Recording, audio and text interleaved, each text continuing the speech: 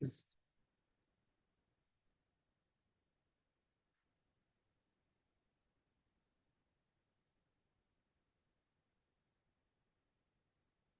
good morning. So we are going to continue with the Srimad Bhagavatam, and I saw too many of me over here. So can the person who is logged in please change? Okay, thank you very much. So it is important for us to understand how this Narada story continues. All right. So Narada is known to be the son of a very poor lady. Hmm? She is a maidservant, and she used to work in an ashram where Narada used to go. Now, during the 4 months of the season where all the people come together and then they don't leave that place because of heavy rains and stuff like that. So, at that moment in time, Narada learns from these masters after eating a little food from their plate, asking permission. Okay, this you have understood? So far, the story goes like that. Now, let us continue with the story. These people are leaving now. The time is over. Autumn is come. So they are supposed to leave now. So all the sages and the saints are departing from that place. Now Narada also tells his mother, I also want to go. But he is not allowed to go by his mother because she has bound him by the ties of affection. Now this is a very strange phenomena which happens in the world. Human beings, they tie another person to themselves and don't allow the other person to go anywhere. The parents are literally tying their children. They will say a lot of things. When the children say, we want to go somewhere and, explore the world or something like that, the parents do a lot of blackmailing to the children. First and foremost, they will blackmail the children saying that, oh, you owe it to us. We have taken care of you, blah, blah, all those things. The parents are literally doing this to every child. And the child gets, buckled under this pressure of the family. And this has been going on for donkey's years. The parents literally put the person down under and say, okay, you have to do this for us. And everybody wants to do it. We are forced to do. Human beings are forced to do this. Then comes the next relationship. The next relationship is a spouse. Now, where the spouse is concerned, the moment you get married and you have children also, you are not an independent person at all. So as a man, you are never independent. And as a woman also, you are forced to follow certain norms of the society. You can't do this, you can't do that, this is not done, that is not done. If the man wants to go on his own for a big holiday, or maybe he wants to just roam around and go to the mountains or something like this, nobody is interested. So this is the idea which we should always have. Why is a person bound by this? These are called bonds of affection. The bonds of affection ties a person up. Guadalupe, very nice to see your.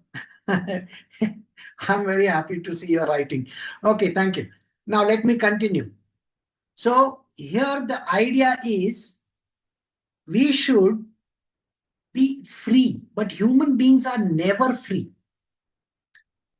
Either it is the society which bounds you, the money which bounds you, people, places, things, everything is binding you. See how people are bound by their own country. Think about it. I am an Indian. I can't go to any country in the world without a visa. Correct? So I got to get permissions. I got to get all those things, then only I can travel. Now, if I want to travel to a country which is forbidden, I am not allowed to go there. So where is the freedom? Freedom doesn't exist in this world. We are thinking that there is freedom. Then things, we get bound by the things. Suppose you are paying a loan, okay, and you have taken a 20-year loan. Are you bound by that loan?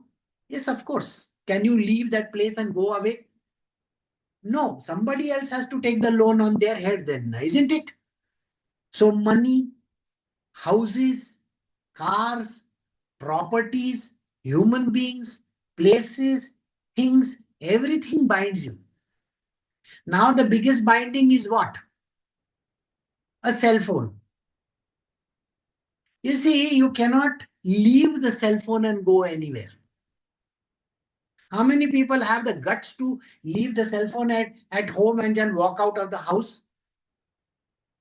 Nobody has that. Because somewhere you might be caught.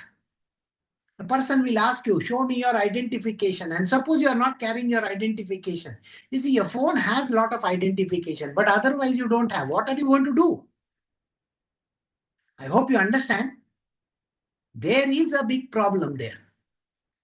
And that is the reason why there is no freedom. So Narada is explaining this to us. Today we are continuing Srimad Bhagavatam, Canto 1, Chapter 6, verse 9 onwards. So I have given you an introduction where Narada is trapped by his mother, saying that you can't go after all these things, especially spiritual. Spiritual, nobody wants. The moment the word spiritual comes into the picture, everybody thinks, okay, you're going to become some spiritual sage or teacher or Swamiji or sannyasi or something and run away from the house. I mean, that's the thing the world thinks, the running away from the house is easy when you become a sannyasi. And everybody wants to run away because we don't want responsibilities. Responsibilities means we are tied up over there. So people don't want to take up this responsibility. That is the reason why Narada is not allowed. Now, God is a very strange person. He is going to do something now. Let us see. So why does the mother want this? Because she is worried. She is worried that if Narada leaves and goes, what happens? Who is going to take care of my little baby? What is going to happen to him? How will people treat him? Everybody will be very bad to him, blah, blah, blah. All those things, Who is going to give him the food? I feed him every day. This is what the mother thinks. So exactly how she is thinking. Now, Narada was staying with his mother 5 years, and now the time has come when something has to happen. So let us see what happens. So we are doing verse 9. Once upon a time, my poor mother, when going out one night to milk a cow, was bitten in the leg by a serpent, influenced by the supreme time. So this is the strange thing that happens to the mother. The mother, who is trapped her son into staying with him, God takes pity on Narada and says, okay, I will give you liberation. And he kills his mother. The mother dies of a serpent biting her in the night. Now, who is there to stop Narada? Nobody. I hope you get the point. People think something dangerous happening, like, say, for example, a death or something like that, is very bad, very bad. Well, in the spiritual world, we are the happiest of the creatures when death happens. You know why? Good riddance to all these attachments. I don't want these attachments. These attachments are putting us down so much. Just imagine your father, your mother, your brother, your sister, your husband, your wife, your children. Everybody is pulling you down. Can you do anything on your own? No. Can you say today I am not going to do anything, I just going to go to the mountains and sit there? You can't do that. Only the highest of the devotee get this chance of liberation.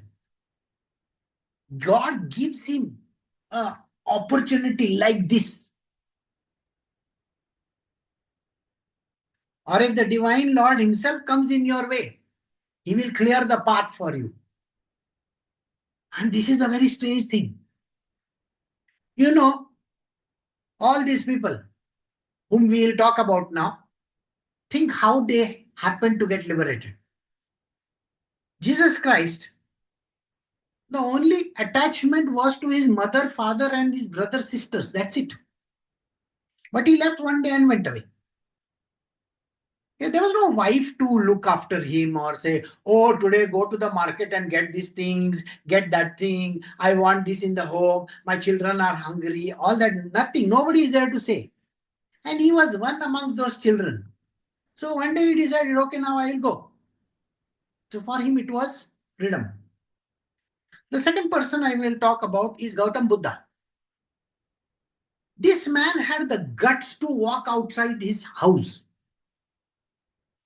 You understand the amount of power that you require to say, I don't care, and leave the wife and the child, the newborn baby, you see, not a baby which is grown up or something. Rahula was very, very small. And his father and his mother, okay, and the kingdom which he was supposed to rule. Imagine leaving an entire kingdom just like that. His wife, his child, and walking out one day in search of God. It's very strange. Now let us come to another person, Tukaram Maharaj. Tukaram Maharaj was always lost in the bhajan of Panduranga, Panduranga, Panduranga. His grandfather had initiated him into that Panduranga. Yeah, they had a local temple just next to their house, and he was sitting over there every day singing songs with his grandfather. Now, then out of love for his parents and all that, this fellow has to get married to one woman. That woman is a witch. Okay? She is literally like sitting on top of his neck for everything. Get this from the market, get this. Why are you doing this? Why are you doing that? This should not be done like that. That should not be done like that. If you have somebody like this in your life, are you not miserable? Or somebody keeps on pointing to you all the time. Why are you doing like this? There is less salt in this. There is this in that. There is that in that. Huh? Why you haven't cooked this today? Why you haven't done this today? Why is my room dirty? Why is that thing happened? Every day, morning and evening, morning and evening. Always you're bothered about your bosses, and then at home, and then the children come and mess the whole place up. And you are worried like every day. What is this happening? Correct? So here, Tukaram Maharaj was like this. He was bitten by the bug of Vithoba, Panduranga. He would be sitting in his shop. He had a shop over there. And full day he will be sitting Panduranga, Panduranga, Jai Hari Vittal, Jai Hari Vittal. He will sing that and write poetry for Panduranga. That is, people will come and go.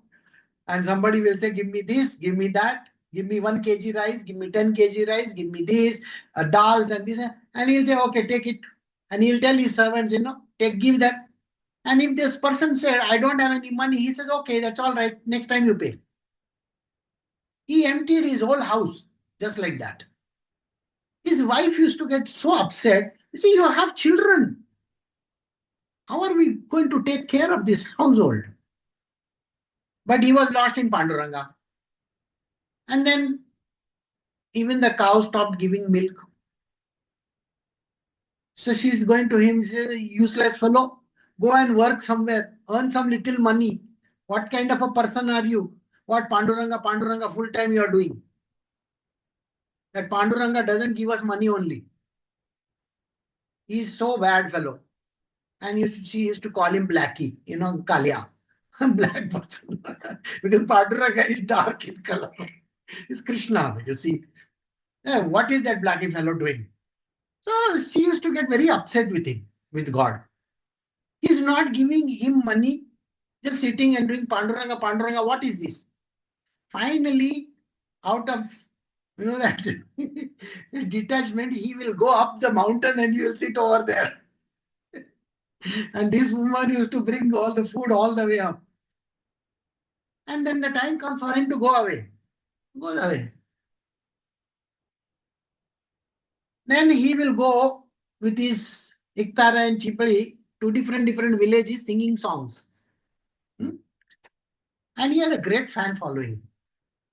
Jai Hari Vitthal, Jai Hari Vitthal, Jai Hari Vitthal. So he'll keep on doing that. Panduranga, Panduranga.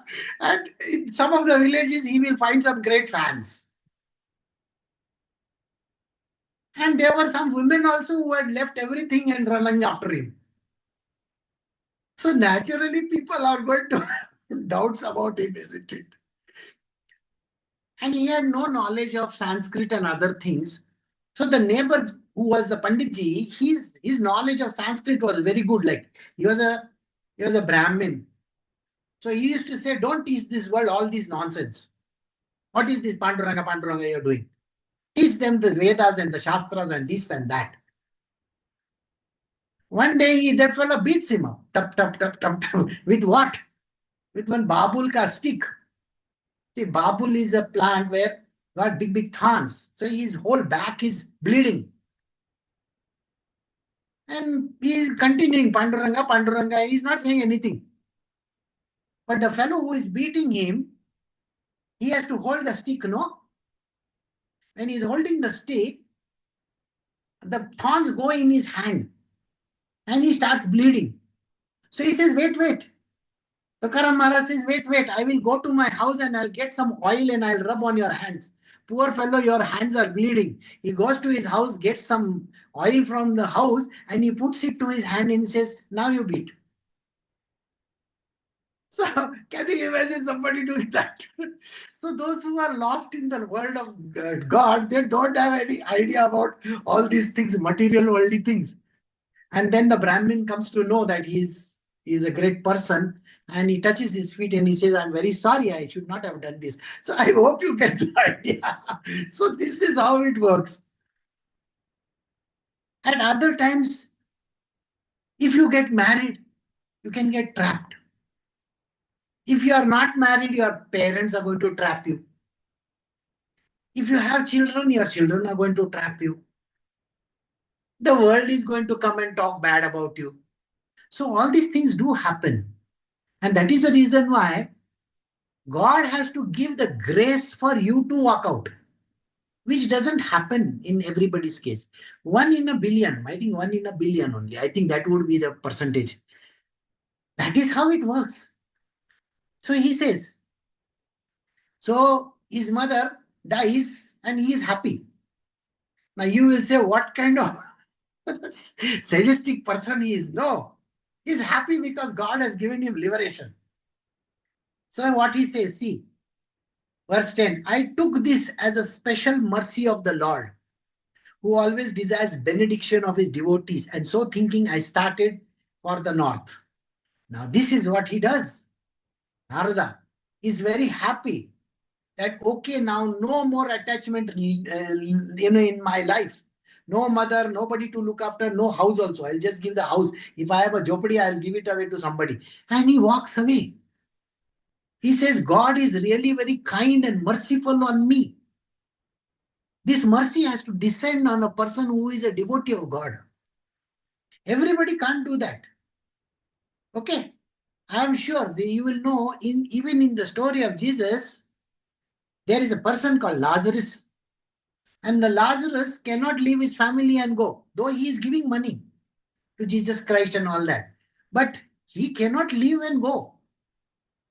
He's got a family. But Peter, he's a fisherman. He says to him, come on, let's go. And Peter says, okay, I will go with you. He goes away with him. See, that is the funny part. Life is like this. Those who are truly spiritual people, God gives them their grace so that they can leave everything and go. So Narada got the grace and That is how he left. So verse 11 says, after my departure, I passed through many flourishing metropolises, towns, villages, animal farms, mines, agricultural lands, valleys, flower gardens, nursery gardens, and natural forests. So now he's traversing whole of India. Where is he going? He's going to the north now. Okay. And that time there were no trains or planes or buses and all that. Okay. He had to walk. So he's walking. Okay. And there was no bata chappal also. So you have to walk like that. Okay. So a poor fellow is walking, he's taking his chipuri and he's this thing. And imagine 5 years, not a old grown up person, 5 years. 5 years, even after 50 years, we don't have the guts to do that. See, the whole world is going to point fingers at you. They say, this fellow, this fellow. He is the one who is Jaichan. He left. He is a useless fellow. They are going to point at you. The whole world is going to talk bad about you. Why are you bothered? God wants you to do that, so you have to do that. So I passed through hills and mountains full of reservoirs of various minerals like gold, silver, copper, and through tracts of land with reservoir of water filled with beautiful lotus flowers fit with the denizens of heaven, decorated with bewildered bees and singing birds. I then passed alone through many forests of rushes, bamboo, reeds, sharp grass, weeds, and caves, which are very difficult to go through alone. I visited deep, dark, and dangerously fearful forests, which were the play yard of snakes, owls, and jackals. This is what happens to a human being. You see, if I tell you to go and explore one place, you are going to be scared. Nowadays, there are no jungles. Jungles have disappeared. But some places there are jungles. Do you have the guts to go alone in a jungle? No, somebody will kill me. Some wolves will come. Some tiger will come. Some this will come. Some snake will bite me. All these kind of things are there. What is there to be afraid of? If you are to die from a snake bite, his mother died from a snake bite. No. You think even after having advance notice, tomorrow you will die out of snake bite. You think she's... If the snake has to come and bite her, is anyway going to come and bite her. Okay. That bua comes, no or no? How many know the bua? In Sai Baba story, there is a bua. Bua means actually a snake. He comes and he sits over there. And Baba sends one person along with this fellow. Go and take care of this guy, okay? That bua is going to come and bite him. Nothing happens. The grace of the Guru is like that. So he takes care. So bua is the snake who is there. So think like that. So here is the same thing happening. Narada is going walking alone. Poor fellow. Can you imagine 5 years, 6 years? By the time he reaches Himalayas, he must be some 8 years or 10 years old. Because why you have to walk so much, no? And you have to stop at different places. And you have to look at the scenery. You have to eat your food. You have to do something or the other. God knows. You have to do something. You have to search for fruit trees are there or what? Apple. No apples over here. Mangoes. Mangoes are there. Okay. So he's walking. So he goes up to the Himalayas. And while he's walking, all different terrains are there. Different places are there. All these things are happening. He has to go through deeper jungles. And when he's passing through the jungles have their own snakes, owls, jackals, tigers, elephants, whatever. All these creatures are roaming all over the place. But he's not afraid. So he goes ahead. Basically, this is what a person does. A person who is not a sadhaka. See, there is a difference between a sadhaka. Sadhaka is connected to a guru. Okay. Sadhu is not connected to anything. Sadhu, when you want to become a sadhu, sannyasa. Sannyasa is important. Sannyasa means tyaga. You leave everything and go. And before that, you are going on sannyasa, which means you are a parivarjika. That's basically a different terminology. As a youngster, you are given the choice. Do you know you were given the choice very early in life? All the males over here. Do you know you were told, please go, get lost? But you people never left. You want to get married, settle down, have children, babies, have houses, go to a job, IT company, this company, that company. You know when you got your opportunity? When you are having your thread ceremony. Do you know what a thread ceremony is? A thread ceremony is a ceremony where you are given the opportunity, take this stick, take this jolly, wear these orange color clothes and go and beg. But it is below your dignity to go and beg from people. You see, if I tell somebody, no, go and ask money from this person, they are going to get very upset. How can I ask? Material world people are fearful of asking. They get so scared to ask money from someone. They are saying, oh, what will they think? They will think I am some beggar or somebody like that. No, boss, you don't understand. Asking money is destroying your ego. You see, when you go and beg from people, your ego is decimated. Does it ever enter your head? Go and ask. They say, give me some money. And it's going to be very good for you because that ego of yours doesn't allow you to go and ask for money from somewhere. You see, when people go and ask for money, as a child, I used to do this. I will go house to house and I will ask for money. It is called Vargani. Vargani means we had a celebration. Okay. Hanuman Jayanti was a celebration. Hanuman, you know. So Hanuman Jayanti celebration, I go to every house, knock on the door and say, give us Vargani. And everywhere we went and asked. We were not scared that somebody will bang the door in our face, somebody will throw us out, somebody will put some hot water on our face or something like that. We were always bothered as a child. And then later on in life also, I was told, how can I ask for money? I said, if you don't ask for money, your ego is intact, ma. Go beg.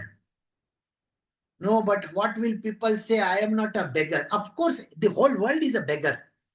When you go in front of God and ask, God, give me this, God, give me that. What are you? You are a bigger beggar than me. Do you know that story of Akbar? You see, Akbar was one day praying in his mosque. Allahu Akbar, he was sitting over there and praying over there.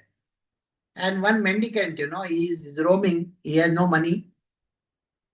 So before that, Akbar was going in the jungles. He saw this fellow, he has no money, he's very hungry and all that.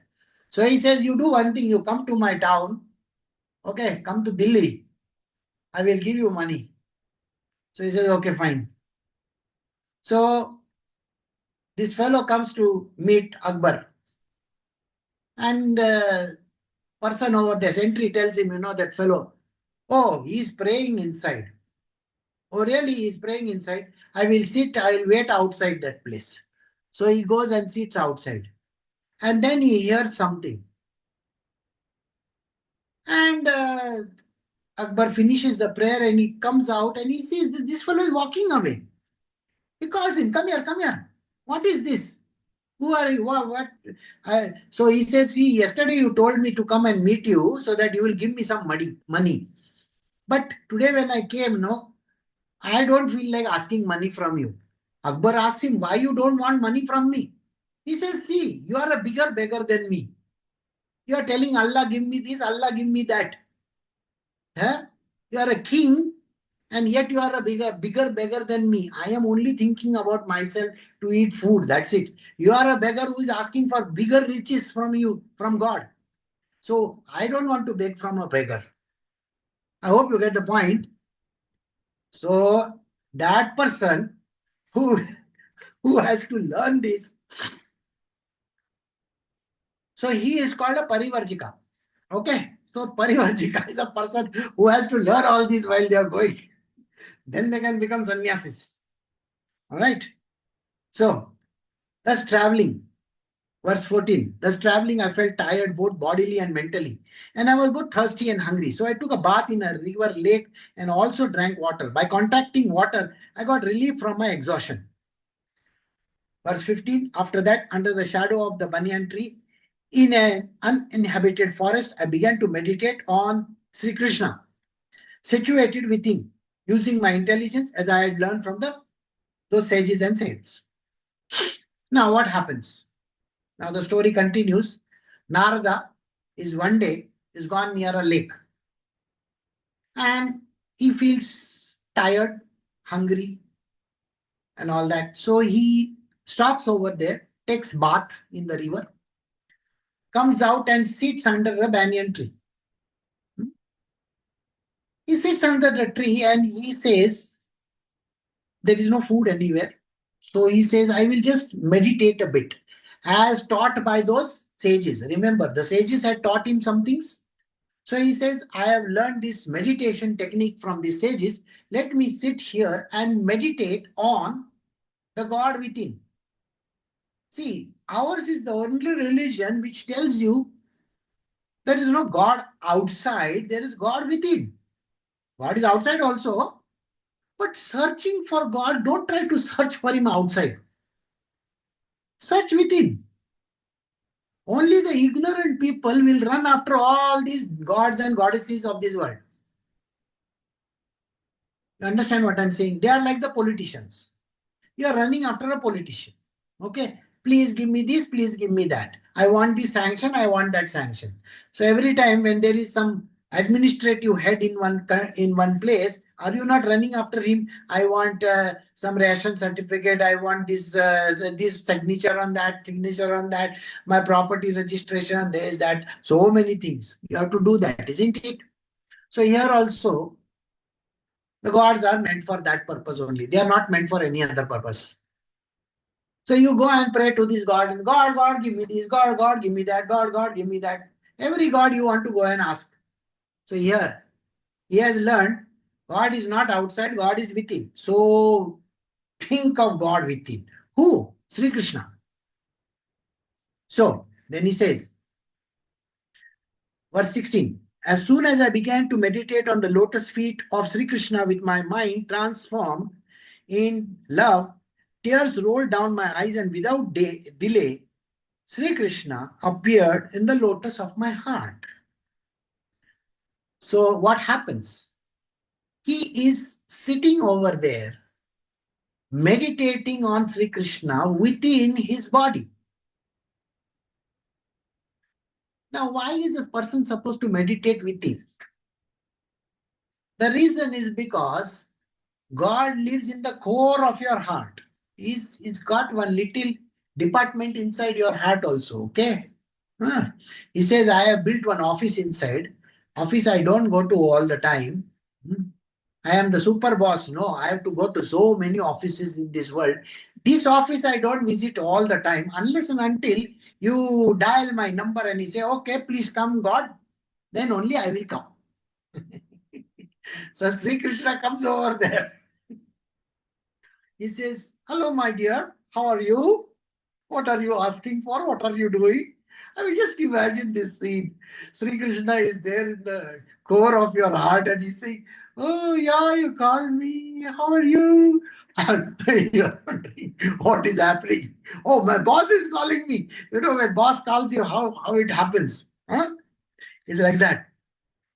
So, next verse says, O Vyasdev, at that time being exceedingly overpowered by feeling of happiness, every part of my body became separately enlivened.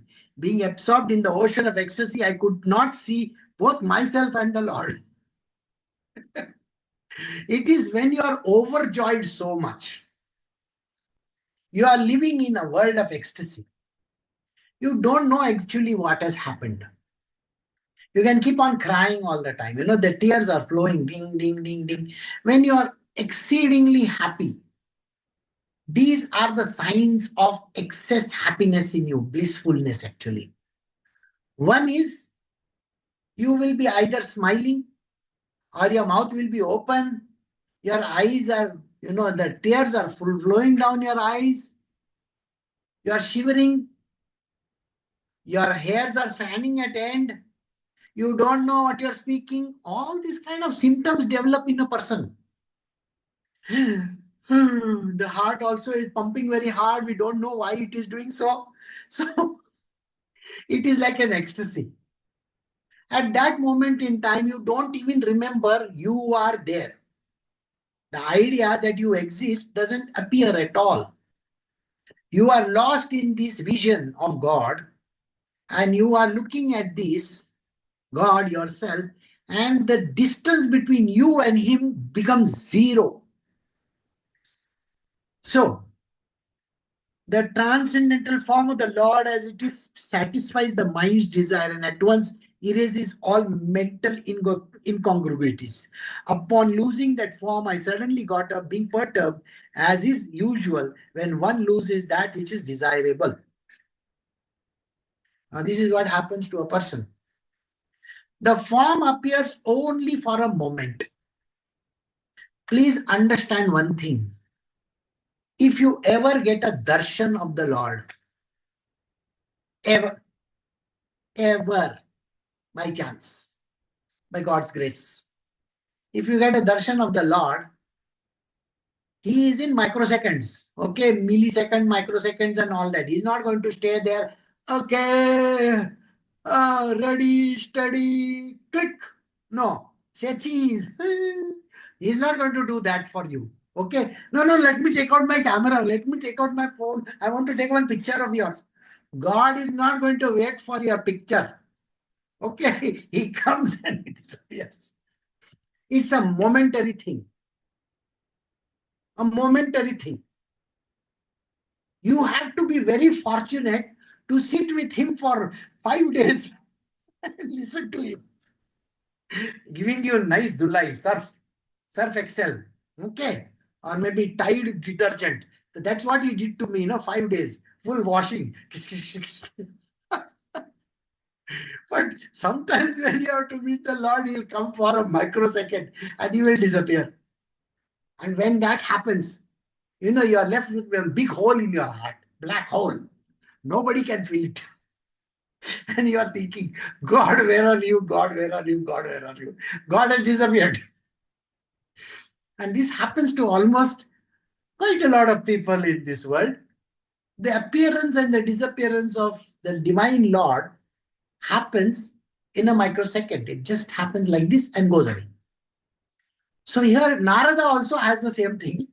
So imagine, it happens to him and he doesn't know what to do now. Poor fellow is in trouble. Okay. So,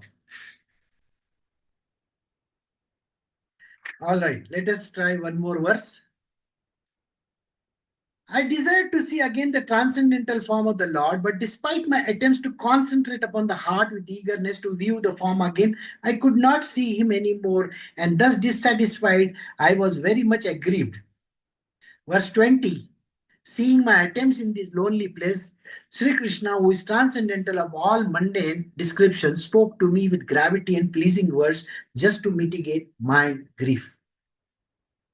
So here Narada is sitting over there. Now his eyes are open, okay? And he's thinking, oh, just now I saw him right in front of me. And now he's disappeared. I will try once again. God, please come back again. Come back, come back. Poor Narada is trying desperately to go back into the same state.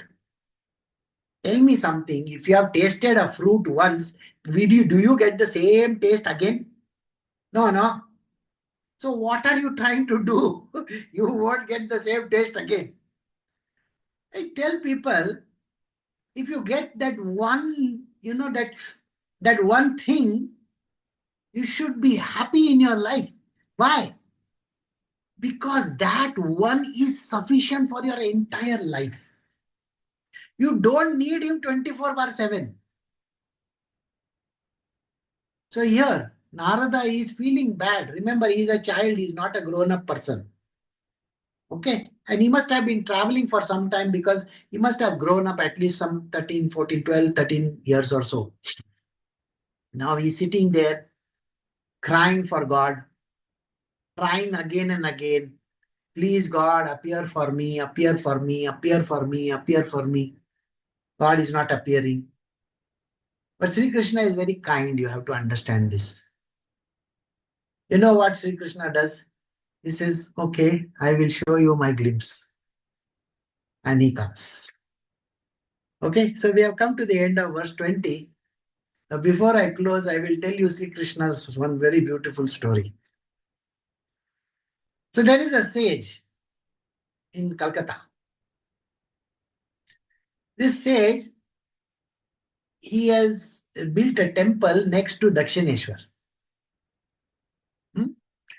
Dakshineshwar is here, just 200 meters or 300 meters down from the main entrance is this temple. This temple is of a goddess Adhyama. Adhyama. It is Kalima's temple. Now, he was, after Ramakrishna Paramahansa passed away, this person is there. So he was crazy about God.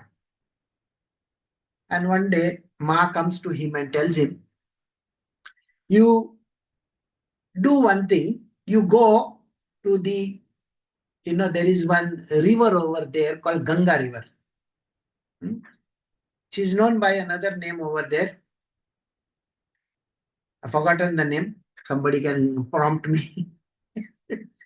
So in that river, at this place in the river, dig over there and you will find my statue over there. So, sorry, that's, no, it's not Howrah. Howrah is a name of a station, the river. So, no, the governor of that state, his house, outside his house, there is a place where you will find me.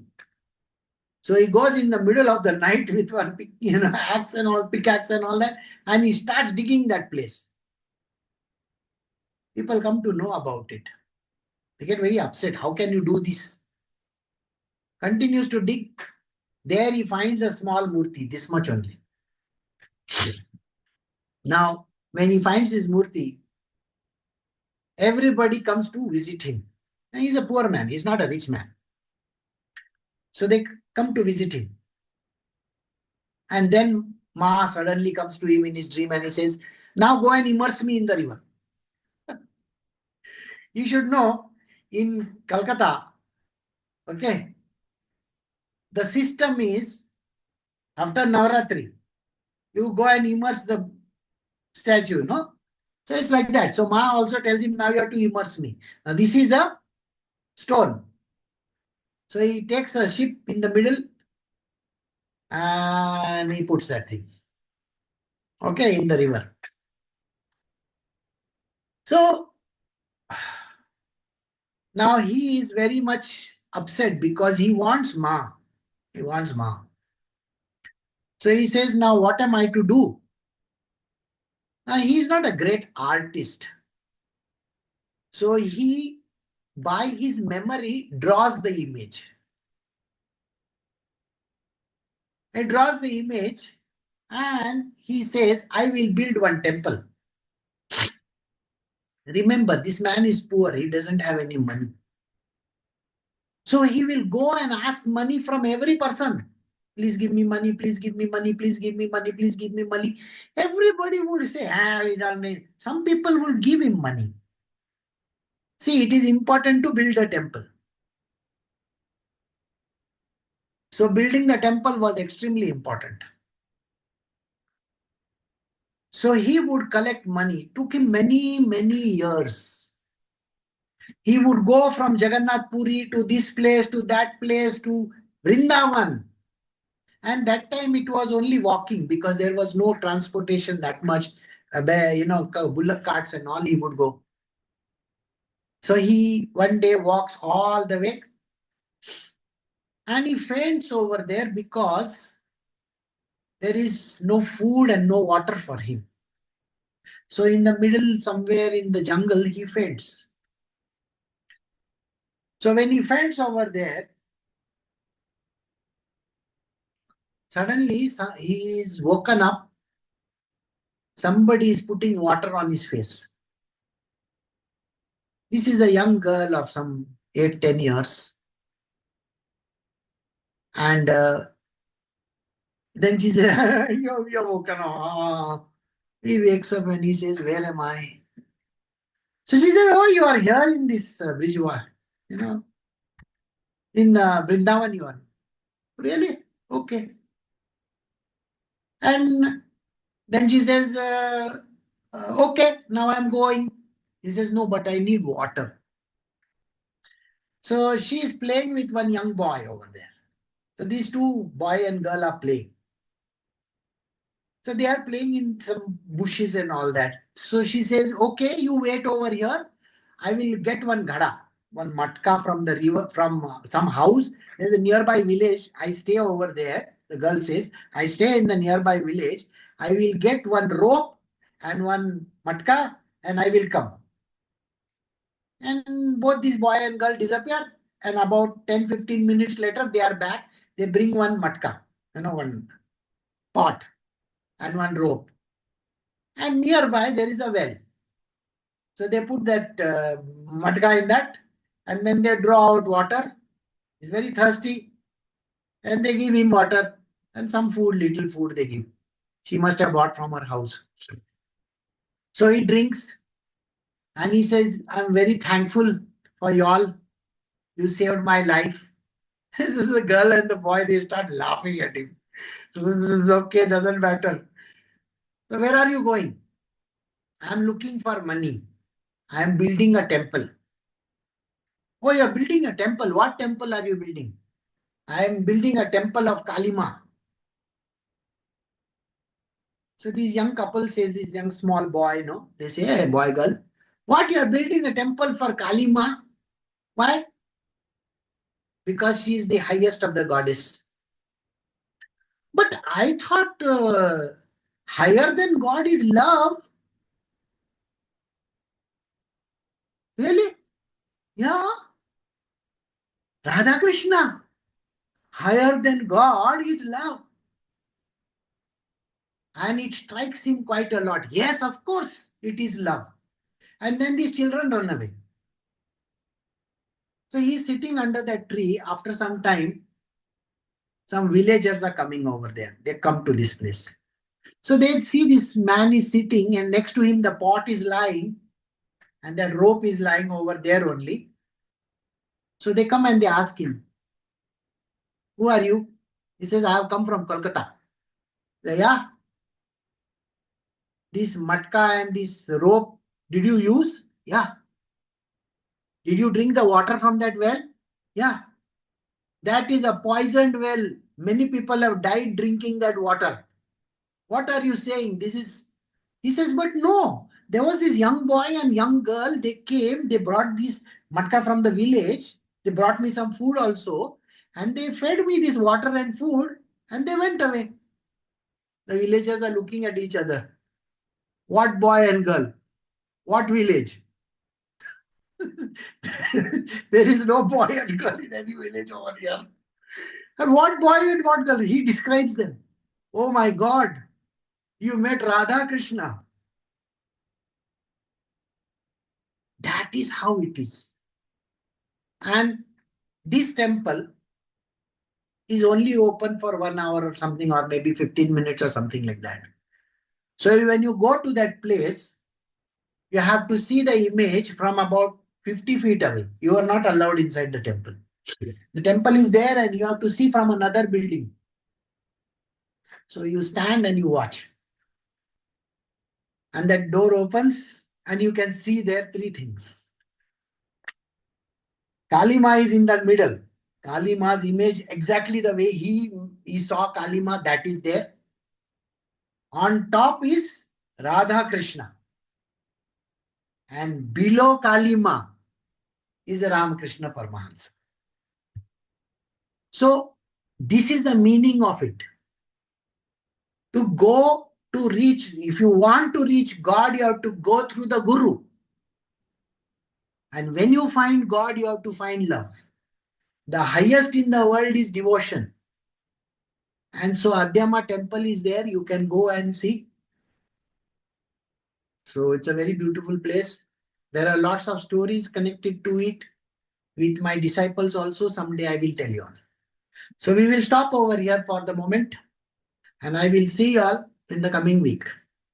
Okay.